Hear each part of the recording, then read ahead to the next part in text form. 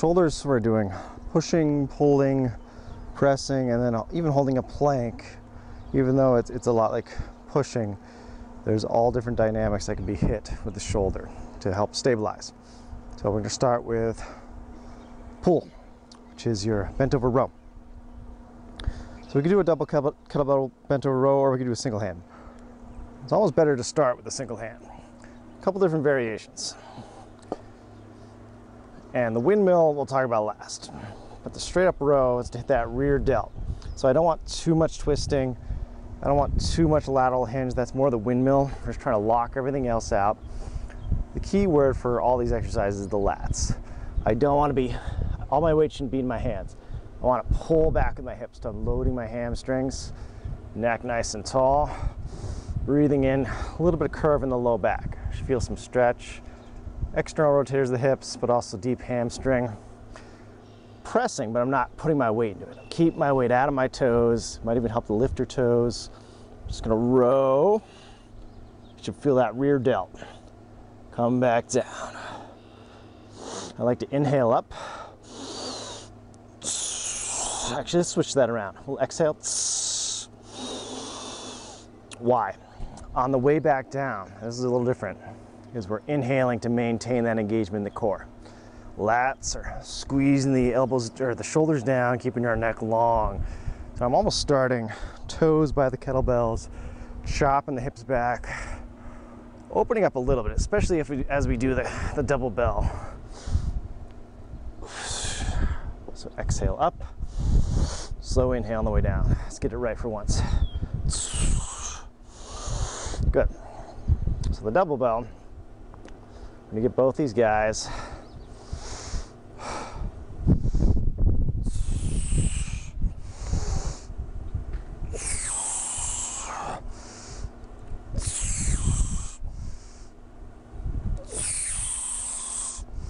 Now for the windmill, we're going to add a lot of lateral hinge. So left hip is pulling back, knees bending a little bit more, right leg is kind of straightening out. So this one adds more rotation, not so much from the spine, but more from the hip. A little bit of rotation into the thoracics. So that's your pull. Very good for the shoulders, but also, and the reason we're doing it in a bent over position is so we're not arching a lot. We're not rounding. We're keeping that spine locked, getting the hips in here so we don't have this pressing forward of the pelvis, which just compresses our spine. Push is next. So we're gonna do a bit of a deficit push up, which is great. And so 10 of these. So you want your row, 10 each arm, so 20 total. A little wider here, so I can actually drop through. Again, remember the key word is lats, and that's kind of for all these positions is lat engagement, which I'm pressing with my toes, allows my arms to kind of squeeze down, get my neck a little bit longer. And I'm actually gonna let myself kind of drop in, come out.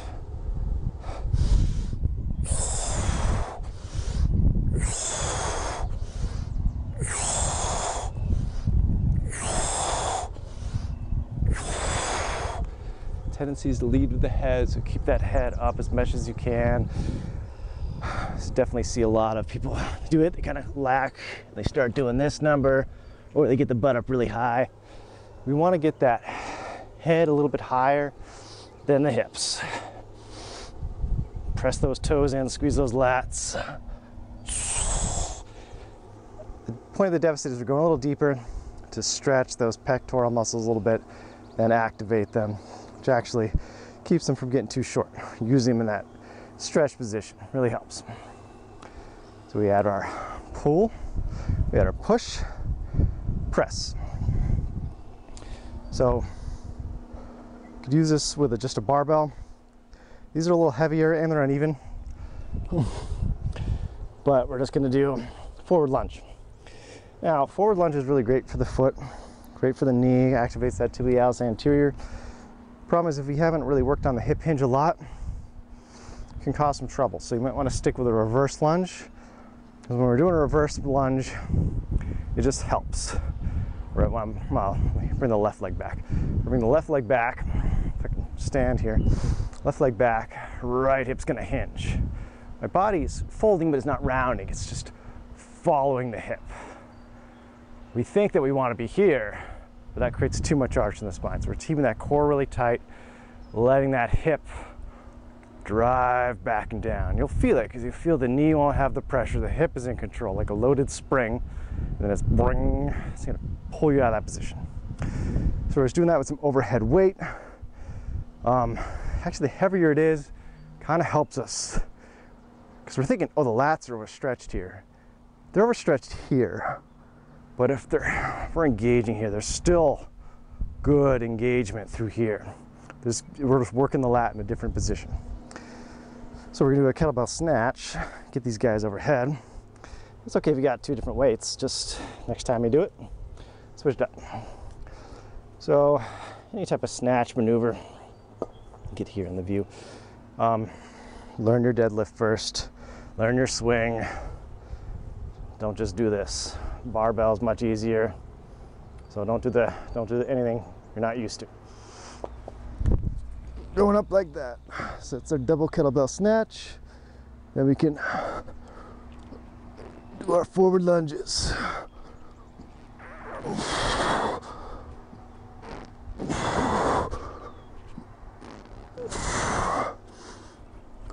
Tighten that core, push the head through a little bit.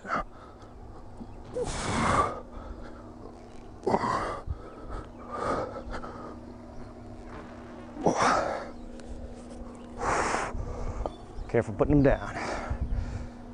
That's pretty rough. That's probably the worst. Especially if you're doing 20 of those. The last one's our plank. And this is kind of a knee hover plank. A couple things I like about that though.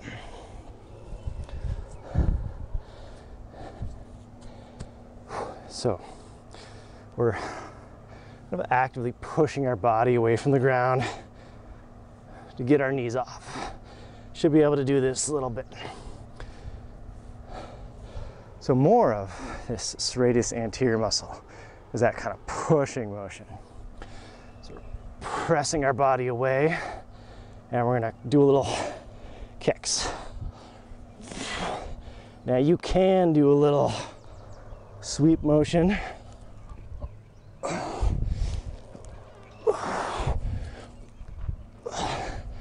My wrist's a little funky right now, so I'm not swiveling too much on it, but 20 of those is very good.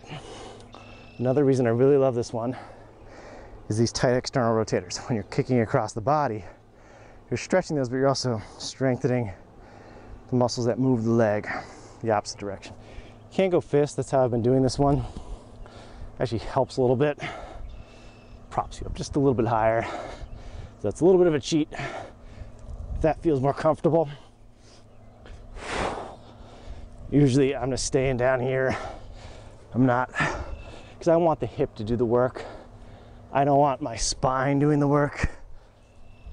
I really want to get that hip to go across the body. So whatever you feel like you want to get, feels a little bit better.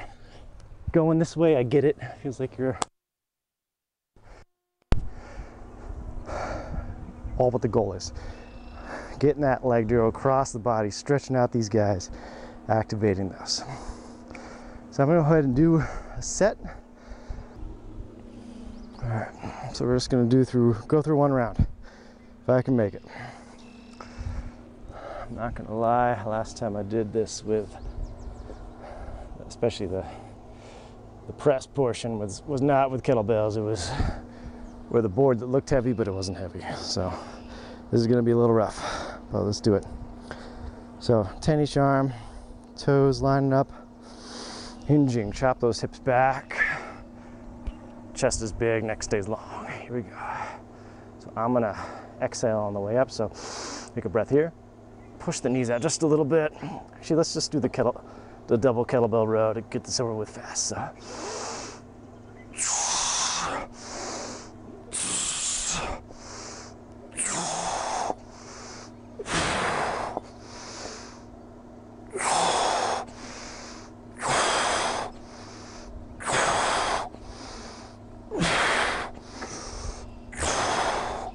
There we go. Not bad. We got 10 push-ups. Not too wide, not too narrow. Get this by nice and lengthened.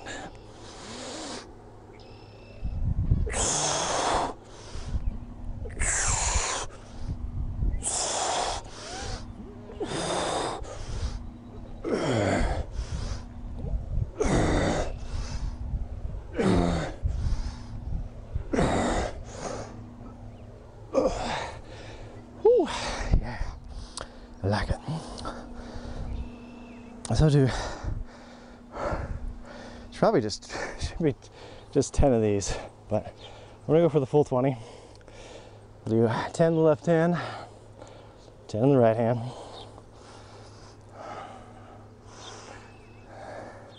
The more I can do while up in the air means the less snatches I have to do.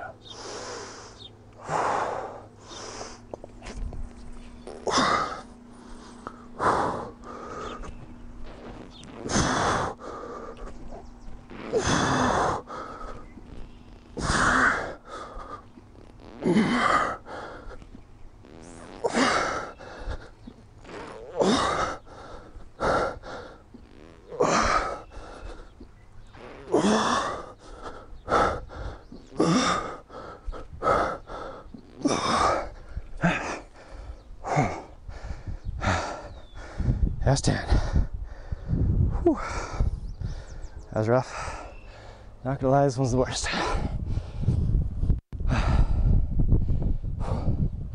Definitely a barbell, much easier, but use what you got.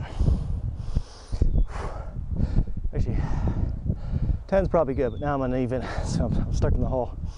So we gotta get another 10.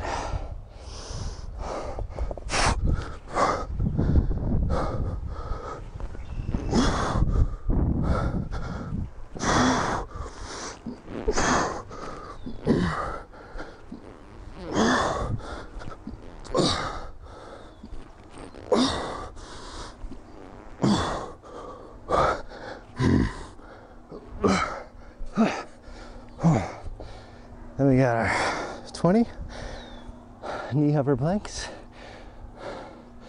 I'm gonna do it on the fist. I'll give you this direction this time. I did 5 rounds of this last time. It's pretty rough. One change I made was not 20 push-ups, but 10. Just wider, deeper. But you guys gotta keep hacking it, because now those lunges are killer. No way I could do 4 rounds, so just always modify, guys. Whatever you can do. Don't kill yourself. You can always go heavier later. Same thing here with the fist, you know. I don't push that wrist. A little tendonitis, it's healing. So fist is fine. Get stronger later. I like to start with a few of these. Sometimes my spine gets to pop a little bit. Reminds me where I'm going from the hips.